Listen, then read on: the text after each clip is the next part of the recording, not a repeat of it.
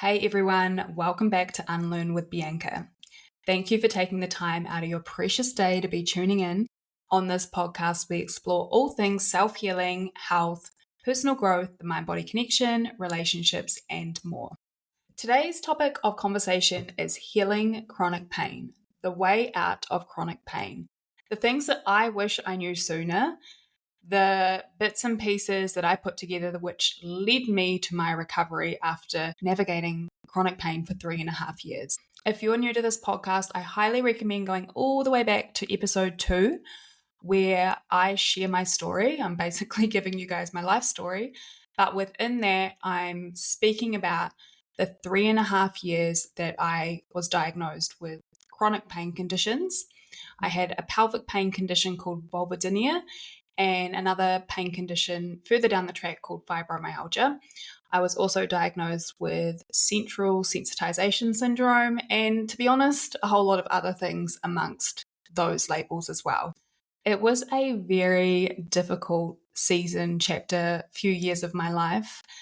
And I don't share too much about it in detail for that reason. Like, I look back at that version of me and I just want to wrap her up in love and tell her everything's going to be okay. On the other side of that, the reason why I don't talk about it so much is because it does feel now, 10 years down the track, like a lifetime ago that I actually had chronic pain. So I feel like it was another life, basically. And I've grown so much since then. But I always know when I do open up about my chronic pain journey, it really helps my clients connect, and people that are stuck in this loop of chronic pain, they have hope. So to give you some context, I was dealing with chronic daily pain for about 3 to 3.5 years of my life.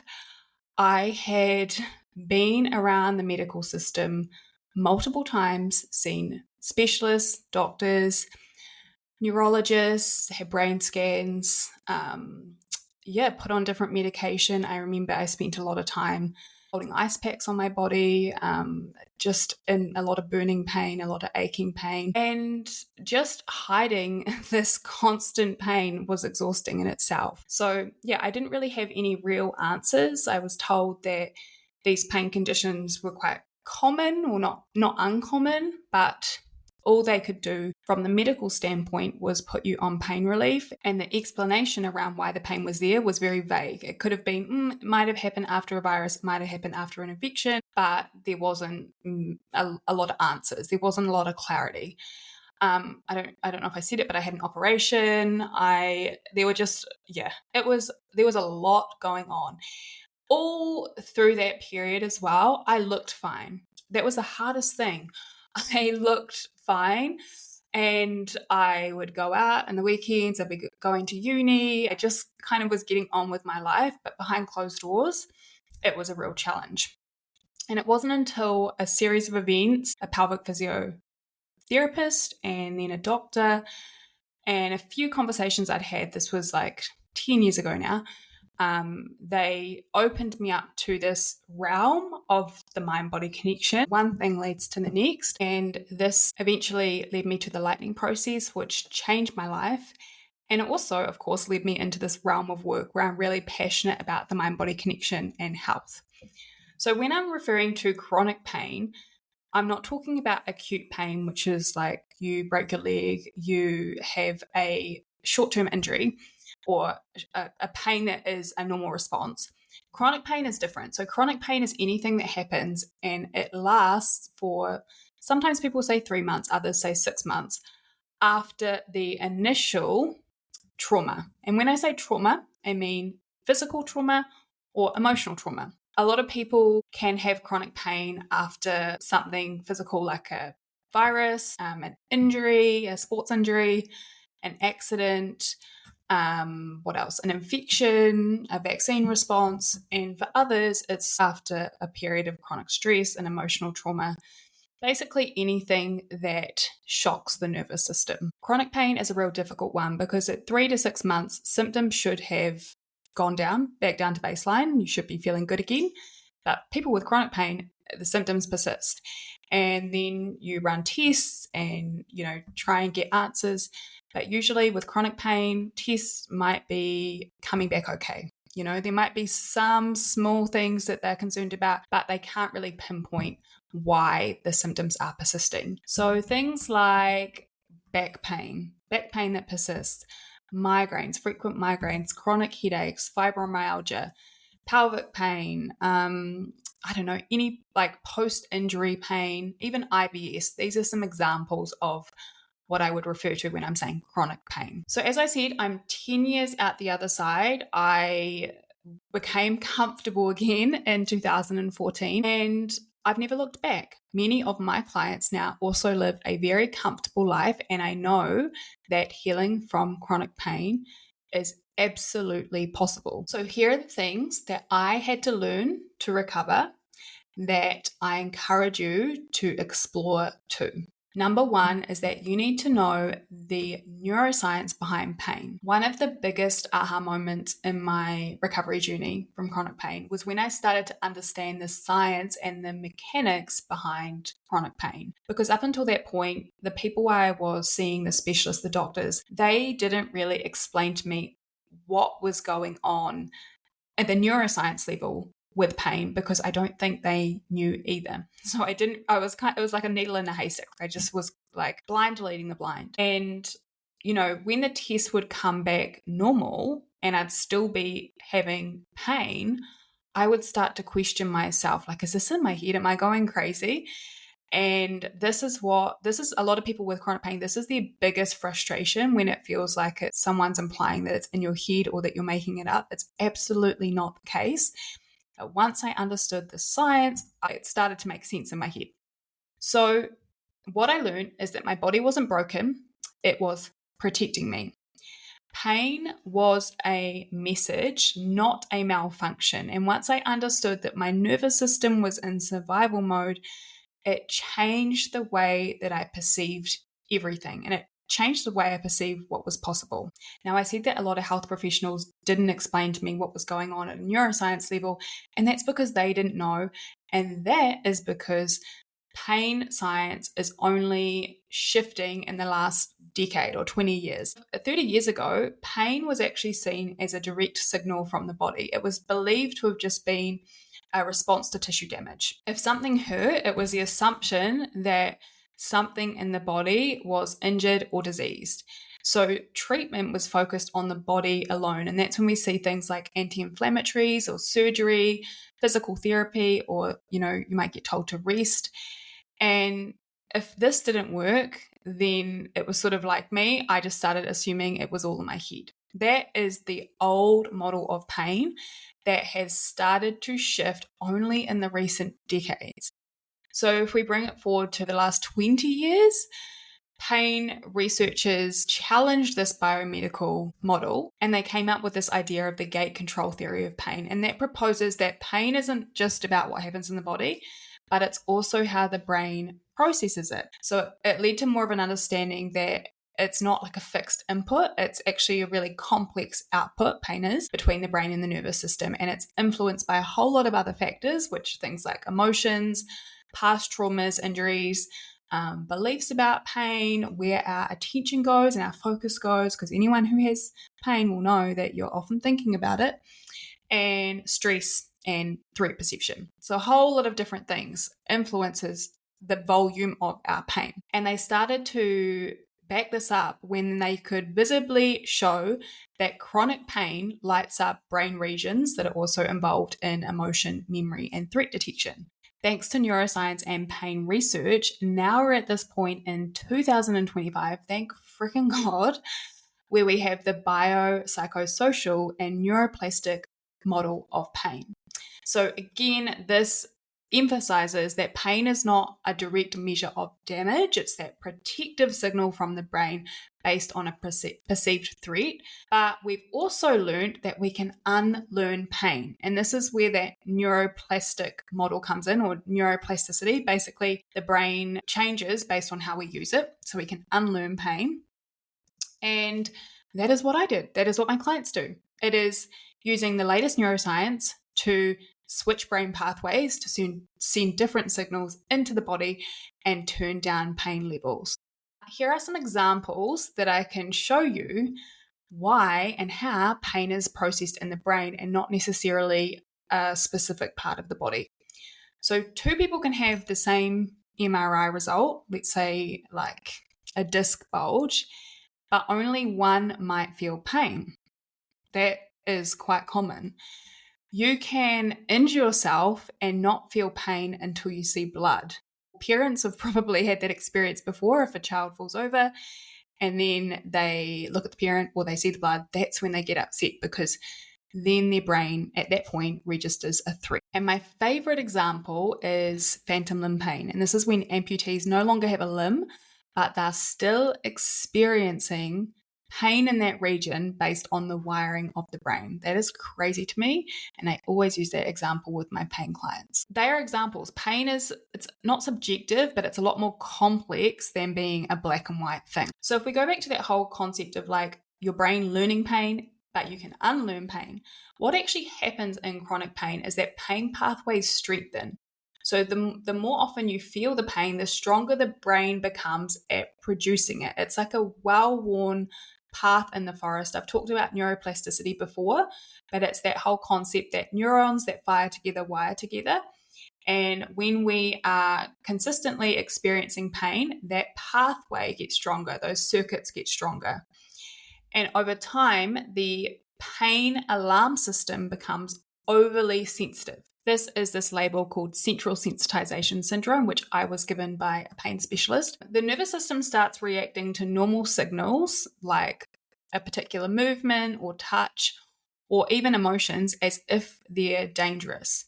So I remember when I had chronic pain, over time, because my pain system had become so sensitized, I had random symptoms that I didn't have, let's say, the year before. So, for example, putting clothes on, I used to get like quite sensitive skin, almost like I thought it was like I'd used a bad washing powder, or sensitive to a particular fragrance, and that's how it felt.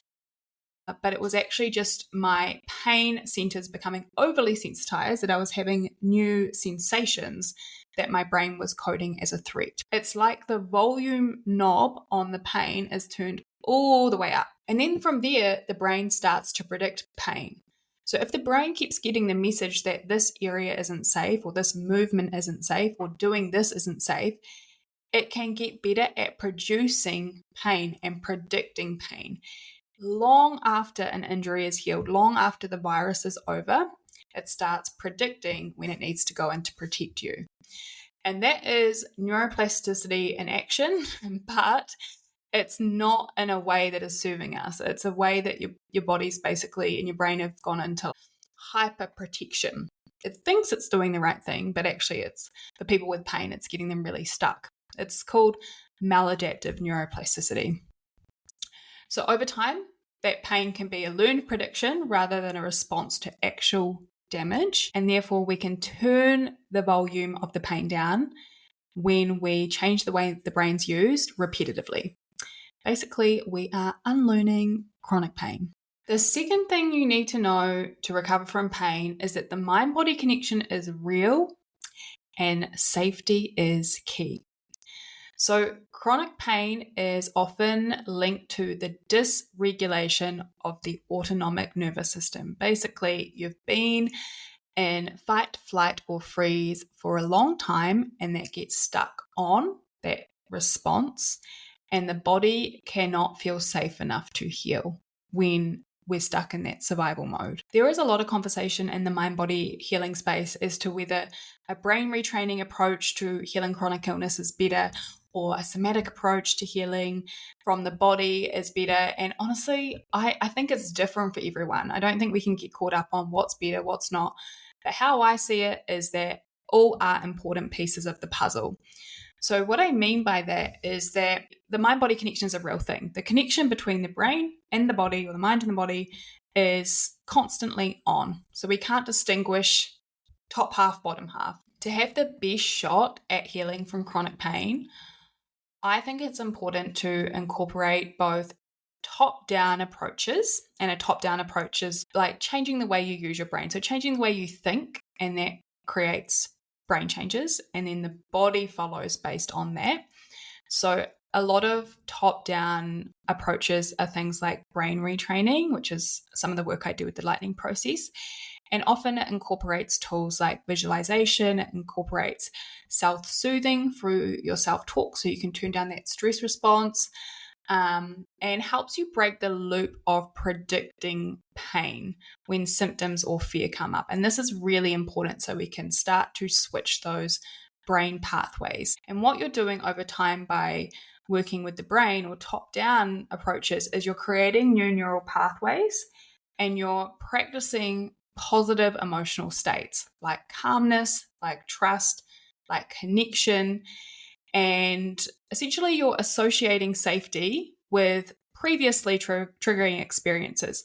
So, for example, someone with chronic pain, they might avoid doing a particular thing because they're like, oh, what if I get the pain? Last time I did that, it didn't end up well.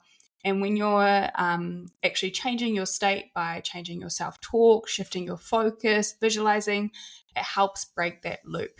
And when we do that with repetition, you're teaching the brain a new normal and you're actually creating changes in the brain.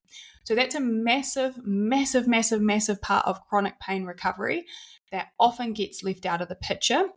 It's what led me to getting well. And it's where I see people get the most changes in terms of their boosting their comfort levels. Now, as I said, we can't separate the mind and the body, and that's why also incorporating bottom-up approaches is really important. Bottom-up is more about changing how the body feels and senses things, and then your nervous system shifts at that sort of body level, and then your brain rewires. So it's signaling safety from the body and therefore sending different messages to the brain. So this is things like breath work, slowing down your breath and really signaling safety to your nervous system through your breath. It's things like self-touch, some somatic practices, somatic tracking, or meditations, or polyvagal exercises, all these things where you are using your body. Any gentle movement are signaling that body out of fight or flight response back into that safety zone. And I definitely learned this along my journey. When I first got well, I no longer experienced chronic pain, but there was a part of my journey where I still felt like I was getting into this fight or flight response quite frequently. And I had a few symptoms pop up at about a year after I had recovered. But once I started getting into EFT tapping, I started really using my breath, slowing my breath down. I fueled my body in a different way. Like I really started eating more and looking after my nutrition and my hormone health. I had additional signals of safety into my body through doing all of that stuff, which really helped my nervous system be in that rested state. And my pain levels went back down again. And actually, two more things I did was massage and kinesiology, other ways that I felt really relaxed in my body. We are restoring trust in the body and desensitizing the nervous system as well. I hope all that makes sense. I feel like I've just gone a bit freestyle with that. To get to the overall point, the brain and the body, or the mind and the body, they cannot be separated. There's a constant feedback loop between the two. So if you're wanting to recover from chronic pain, I think the best thing you can do is incorporate a top-down approach such as brain retraining, retraining the brain, and also looking at ways you can signal safety through your body to change what is firing in your brain. Top down and bottom up is the sweet spot. And for some people, one thing will resonate more than the other, and that is perfectly okay, but I do recommend giving both a go. And by the way, in the lightning process, I'd say do more top down. However, I have a whole lot of skills I've brought in along the way from my other studies that I bring in so that you can feel really grounded and regulated from the bottom up as well, which is important. Number 3, if you want to recover from chronic pain, you need to know that your body speaks if you don't give emotions space.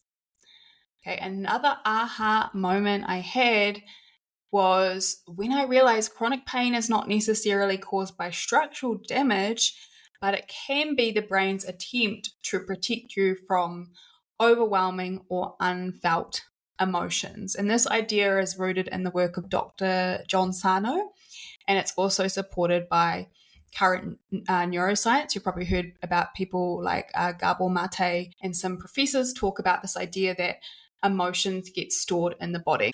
I had this realization, it always stuck with me. Just before I did the lightning process, I finally caved into my parents' wishes for me to go and speak to a counselor, because at that point I was really struggling with just a lot of things, but especially dealing with this chronic pain.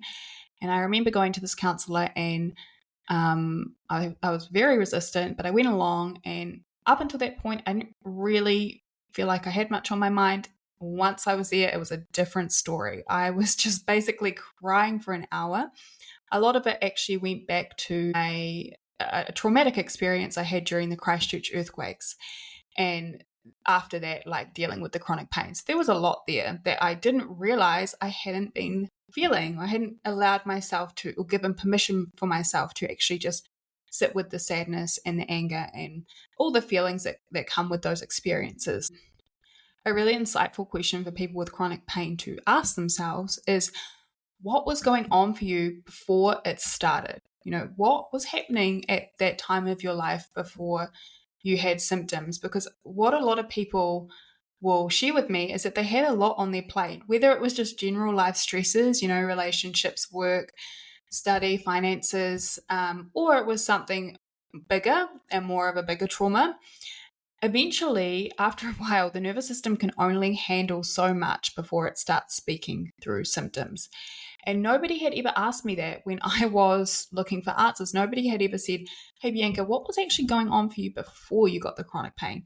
If they'd asked that question, there would have been a whole lot of stuff I could have connected dots around. So one of the most important things I can get across is that the body speaks. There are no mistakes. When emotions are unfelt or suppressed, and this can actually go all the way back to childhood or trauma from childhood, which leads us to dealing with emotions in certain ways, like suppressing them or not speaking up or not being supported. The nervous system adapts by keeping you in protection. And for some people, like me, it was with chronic pain. But generally speaking, even if you don't have chronic pain, we can see this in day-to-day life. When we're not dealing with our stress, when we're not giving ourselves space to be honest or share our emotions, excuse me, we can have chronic tension, holding your breath, shallow breathing, tight neck or gut issues. Pain, people with chronic pain, they will understand that often their pain worsens under stress, which is hard because when you're in pain, it's a stressful experience. So that's why it sort of feels like it snowballs sometimes. But the body becomes a map of unprocessed emotion, and pain can become the language your system uses to say, I don't feel safe to express this. So I know this is a really interesting concept, and it might not resonate with everyone who has chronic pain, because I don't think everybody's chronic pain is to do with unprocessed emotions. But for me, it partly resonated.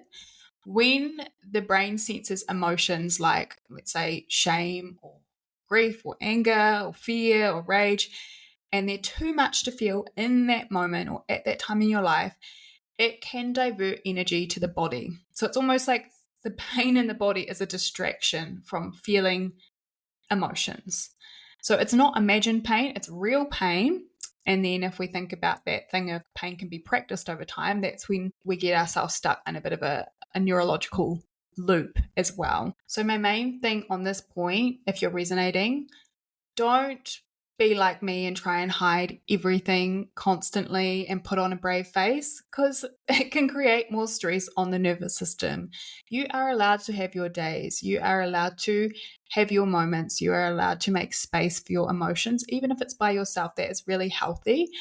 There is a lady called Nicole Sachs who has this process called journal speak for people that are resonating with this specific thing around emotions.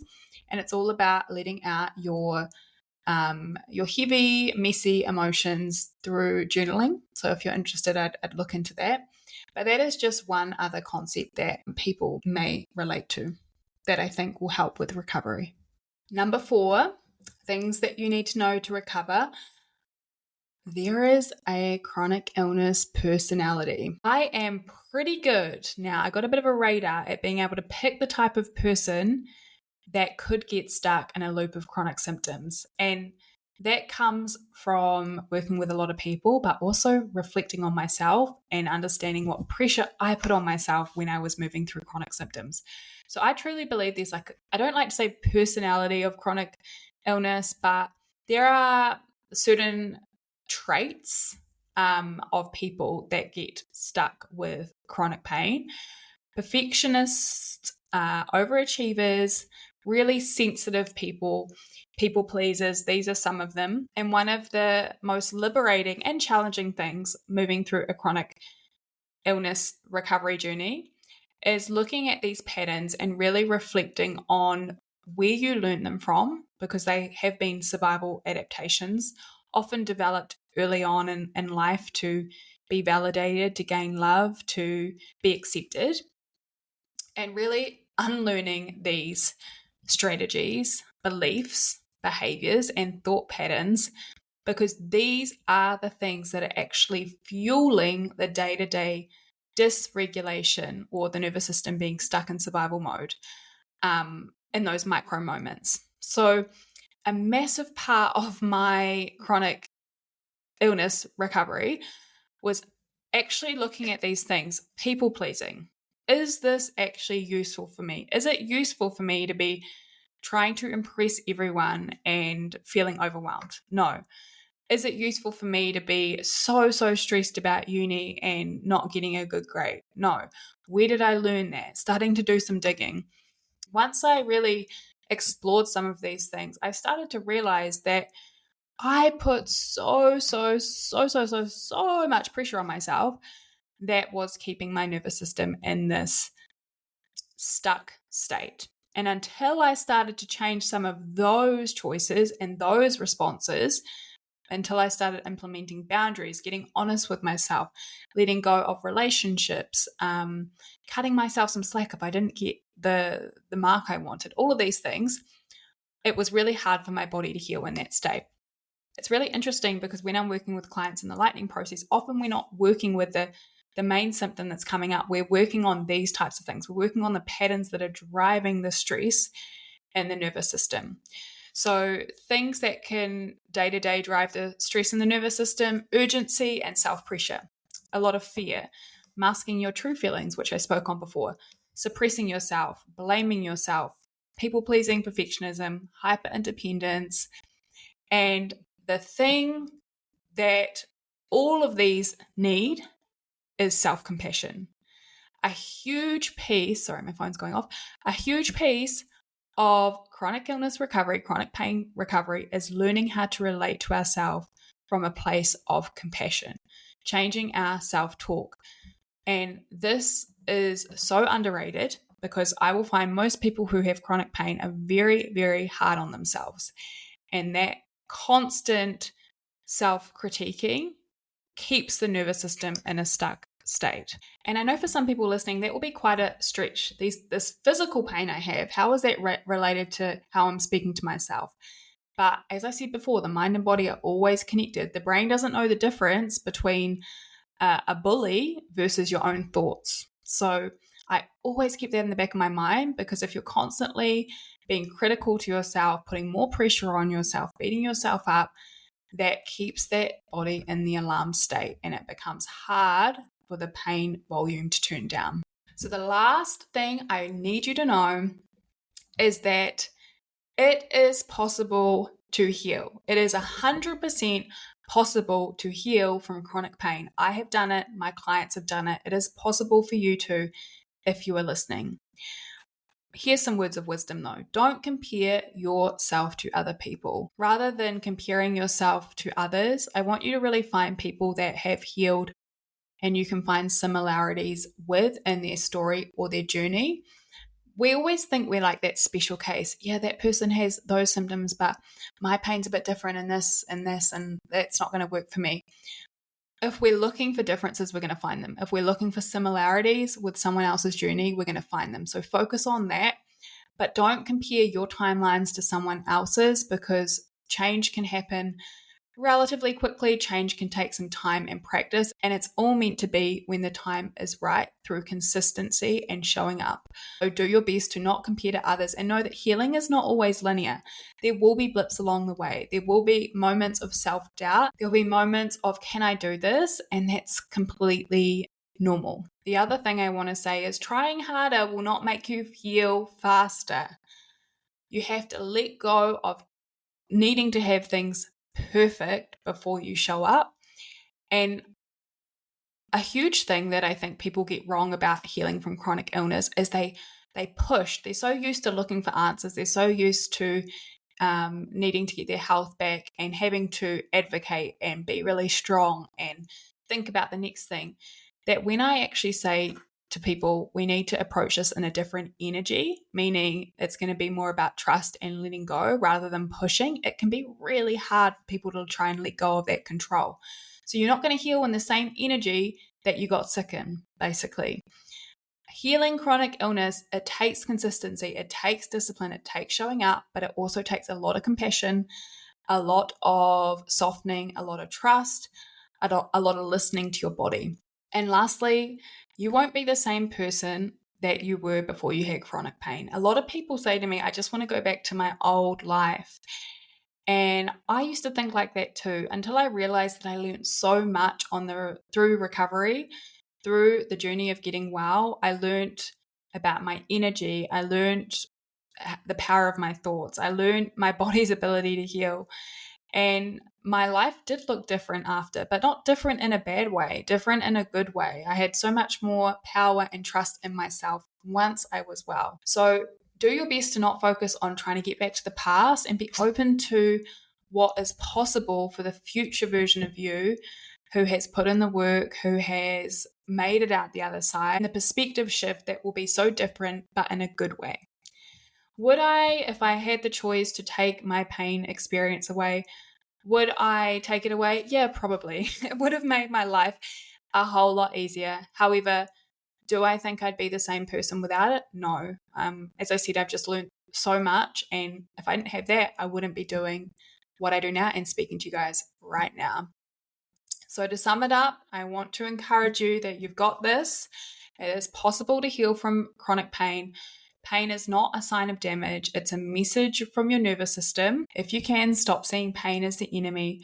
Start listening to your internal compass. Get curious with what's going on within, because you are the expert of your own body, and get the support you need on this recovery journey. And I promise you, you can boost your comfort levels. I hope you all enjoyed that episode, especially those of you who are navigating chronic pain.